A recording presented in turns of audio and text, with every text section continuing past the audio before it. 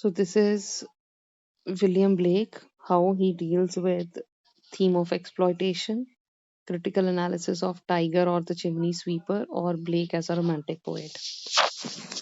So William Blake was a precursor of romantic revival. He raised his voice against the gaudiness and inane physiology of the neoclassicist. It's the, not T-J, it's T-H. He described the work of literature as an embodiment of poet's imagination and vision. So he is often called a visionary because he always has advocated that there is some vision और हर एक चीज में भगवान की vision उनको जरूर दिखी है. He did not like the bondage and restrictions that society imposed on man. Very important point about him. And it is his style that his poetry is based on imagination. It is his style that he visualizes a certain vision of God in every object he deals with. And often he's called a realist because he deals with, he talks of the realistic things as well. Imagination के साथ-साथ एक real time effect भी अपनी poetry में लाते हैं वो, जैसे chimney sweeper की बात करते हुए he has touched a very important aspect, very sensitive topic of child labour. So he often says mental things are alone real, कि जो मेंटल थिंग्स है ना, जो हमारे मेंटल कॉन्सेप्ट्स हैं, दे आर ओनली रियल. दिमाग में बहुत कुछ हमारे चलता है तो वो सिर्फ इमेजिनेशन ही होती. उनके accordingly mental things are alone real. वही सिर्फ रियल हैं जो हमारे दिमाग में है, जो हम बोल भी नहीं पाते कई बार.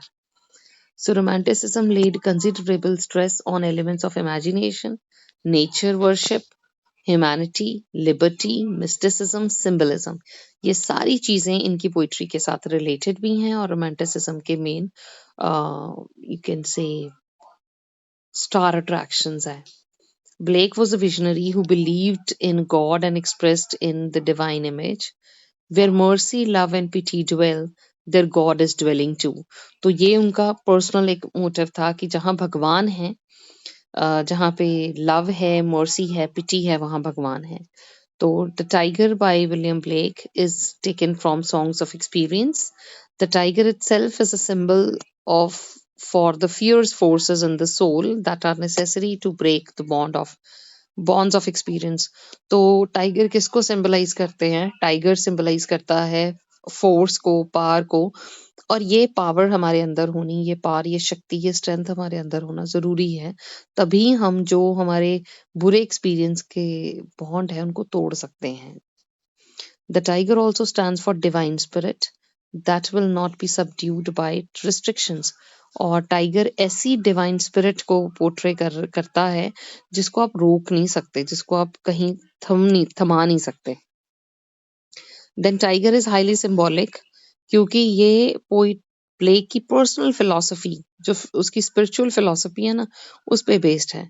स्पीकर इस पोएम में जो है, पोम में, he is puzzled at the sight of the tiger in the night and he asked a series of questions about his fierce appearance. इसकी जो खूंखार, स्ट्रेंज, जो बड़ी डरावनी, फियरफुल सी उसकी वो है ना अपीयरेंस है, उसके बारे में देखते हुए गॉड से क्वेश्चन करते हैं.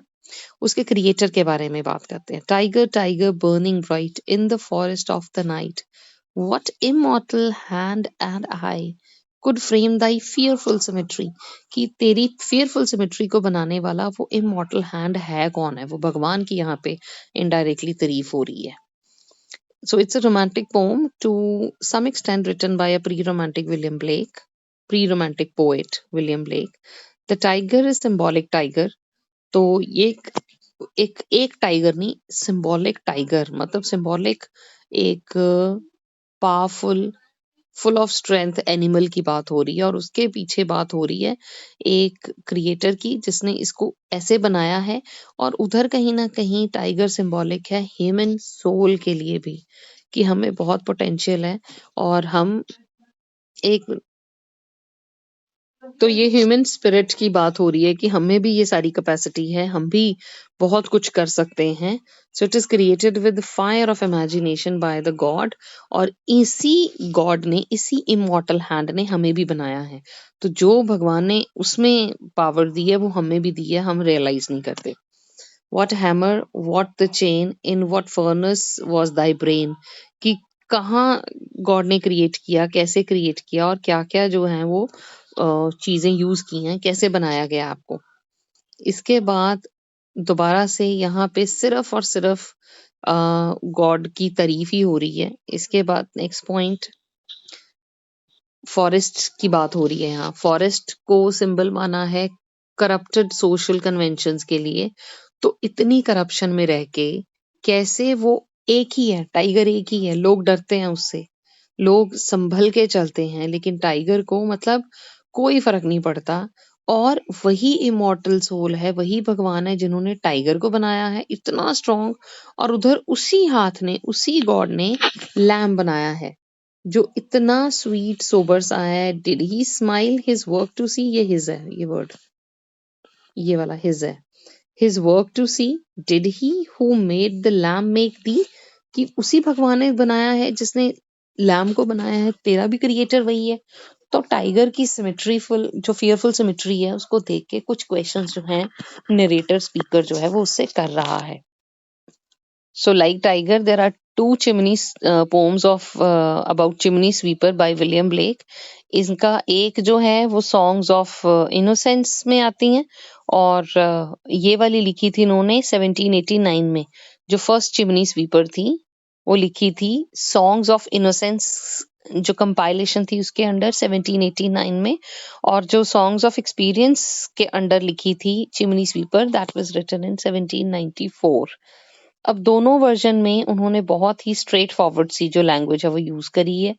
थीम क्या है चिमनी स्वीपर का, जो पोम है विलियम ब्लेक की, he wishes to convey in his poem that it is cruel to allow innocent children to be treated the way chimney sweepers are। तो बच्चे चिमनी स्वीपर बन के काम कर रहे हैं, कैसे उनको पैसों के लिए बेचा जा रहा है, that is the most important thing he is talking of here. तो ये जो उनको हुआ sold at a very an early age, क्यों? क्योंकि इनकी बेचारों की दुबली पतली बॉडीज होती हैं और ये चिमनी में एंटर कर सकते हैं, तो वो काम बड़े नहीं कर सकते, बच्चों से करवाए जाते हैं। और कैसे ये बच्चे कई बार सफोकेशन का शिकार होके मर जाते हैं। तो he is like only talking of all these things here. So when my mother died, I was very young, and my father sold me while yet my tongue could scarcely cry. Weep, weep, weep. So your chimneys I sweep, and in soot I sleep. तो chimney sweeper के point of view से ही यहाँ पे William Blake pome लिख रहे हैं, और वो कह रहे हैं कि मेरी मदर जो थी वो बहुत यंग एज में she died, and my father sold me because he couldn't manage my expenditure. तो उन्होंने मुझे बेच दिया, और मैं अभी ढंग से बोल भी नहीं पाता था जब मुझे बेच दिया गया। मैं सिर्फ रोता रहता था अपने पेरेंट्स के लिए, और अल्टीमेटली मैं किधर चला गया। So it's very heart touching even, कि अल्टीमेटली वो कह रहे हैं कि I sweep and in soot I sleep. मैं स्वीप करता हूँ, मैं आपकी चिमनीज साफ करता हूँ, और जो सूट निकलता है, जो ब्लैक लेयर जम जाती है अंदर, उसी में मैं सोता हूँ, इतनी गंदगी में, जो मैं मतलब मुझे ढंग से वो भी नहीं मिलता, रहने के लिए कंडीशंस भी मेरी अच्छी नहीं है। तो यहाँ पे स्पीकर जो है इसका फ्रेंड है टॉम, और उसकी बात हो रही है कि कैसे उसके बहुत ही ब्यूटीफुल से हेयर थे और उसका हेड शेव कर दिया गया। क्यों कर दिया गया? क्योंकि उसके बालों में, इनके बालों पे फिर वो जम जाता है सारा, ताकि ये वर्क के लिए रेडी हो जाएं। तो बेटर है कि अगर ये समझ में आ गई poem, you will be able to write. There is little Tom Darcy, sorry, Dacre, who cried when his head, that curled like a lamb's back, was shaved. So I said, hush, Tom, never mind, for when your head's bare. तो आपस में ही बातें कर रहे हैं ये, तो अगर एक रोता है तो दूसरा उसको दिलासा देता है। तो टॉम के बाल काट दिए गए, he was made ready for the work, और जब उसका लैम्प की बैक जैसे उसके सर पे बाल थे, जब उसको शेव किया गया तो वो बहुत रोया। और ये स्पीकर जो है उसको इनकरेजमेंट दे रहा है, ट्राइज टू इनकरेज हिम। उसको ये कह रहा है कि रोना नहीं है तूने, मतलब दैट्स ओके। और फिर बात हो रही है कि उसी रात इनको सपना आता है। Tom has a dream, Tom को सपना आता है, in his dream the chimney sweepers are locked up in coffins, symbolizing both the death toll of this cruel work on young children and the black and coffin like chimneys that are they are forced to sweep। तो उसको सपना आता है, और सपने में क्या देखता है वो, कि सारे ये चिमनी स्वीपर्स हैं, ये कॉफिन बॉक्सेस में हैं, सारे के सारे कॉफिन बॉक्सेस में हैं। और and by came an angel who had a bright key and he opened the coffins and set them all free. तो ये एक विजन, मिस्टिसिज्म, ब्लेक की यहाँ गॉड में जो फेथ है वो साफ साफ दिख रहा है कि टॉम को सपना आया, टॉम ने कॉफिन बॉक्सेस देखे और वो कॉफिन बॉक्सेस ऐसे थे जैसे चिमनीज जो हैं, chimneys are being compared to the coffin boxes. इनको नहीं पता ये उससे बाहर जिंदा आएंगे कि नहीं आएंगे, उसको साफ करते अंदर ही तो नहीं रह जाएंगे, सफोकेशन तो नहीं हो जाएगी, बच्चे हैं छोटे से, किसी गुफा में डाल दिया जाए डर तो नहीं जाएंगे। अब स्लाइड्स ही लेनी होती हैं, अगर वो स्लाइड बंद होती है तो बच्चे डर जाते हैं बीच में। सो यहाँ पे उसको सपना आया कि जो ये चिमनी स्वीपर्स हैं, they are locked up in the coffin boxes, और एक एंजल आया जिसके हाथ में एक ब्राइट की है और वो उनको बिल्कुल फ्री कर देता है। तो there is a vision that time will come, जैसे आई टू है बाय लैंगस्टन ह्यूज जो कहता है कि you know the time will come when company I will sit on the table when the company will come, आपने second year में पढ़ा होगा। तो सेम यहाँ भी कह रहा है कि टाइम आएगा। एक अब यहाँ पे एक विजन दिख रही है कि एक एंजल ने सारे ताले खोल दिए और ये सारे फ्री हो गए। And so Tom awoke and rose, we rose in the dark and we got with our bags and our brushes to work. तो कहते हैं वो उठा सपने से, हम अंधेरे में ही उठ गए और हमने अपने बैग्स और ब्रशेस उठा लिए काम करने के लिए। दो the morning was cold, Tom was happy, and so if all do their duty they need not fear harm. तो अब क्या एक मैसेज दे रहे हैं ये कि अगर आप अपनी ड्यूटी प्रॉपरली निभाते हो, you know early risers they always succeed in life. तो सुबह जल्दी उठ गया, उठ के तैयार हो गया, अपने औजार उठा लिए, काम पे चले गए। और अगर कहते हैं हम काम ढंग से करेंगे ना तो हमें किसी नुकसान का डर ही नहीं होगा कोई, क्योंकि हम सही तरीके से काम करेंगे।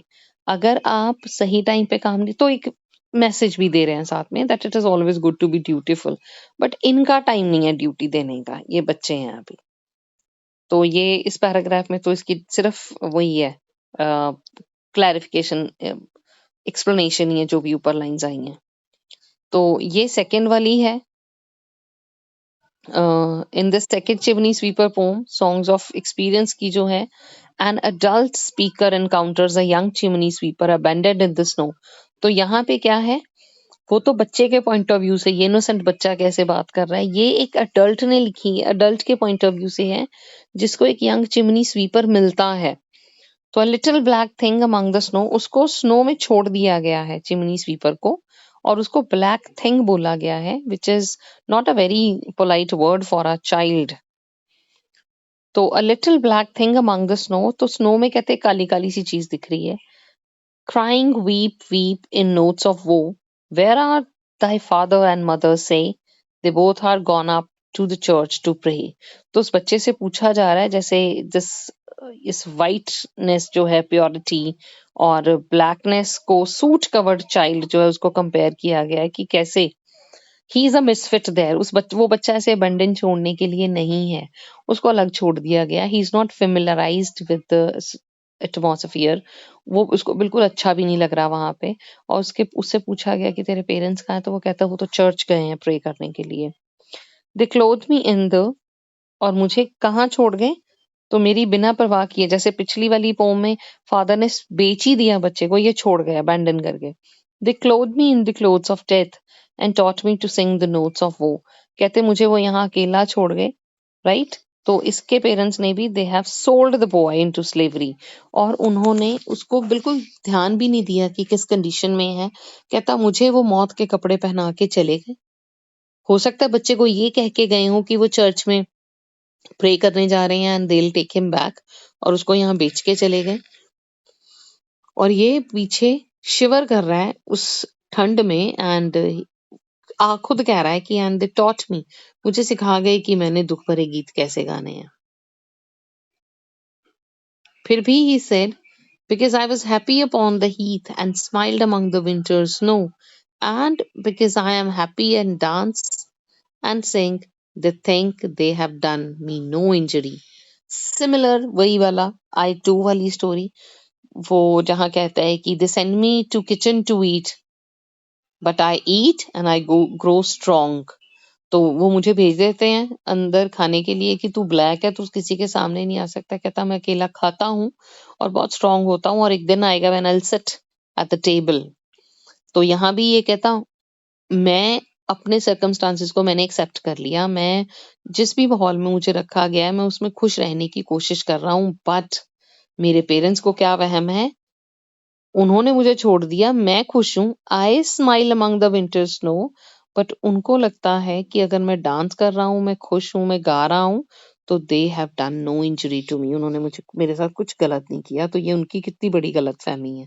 मुझे बेच दिया, मेरी परवाह भी नहीं की। They should have worked hard for me, rather उन्होंने मुझसे करवाया। And are gone to praise God and his priest and king who make up the heaven of our misery.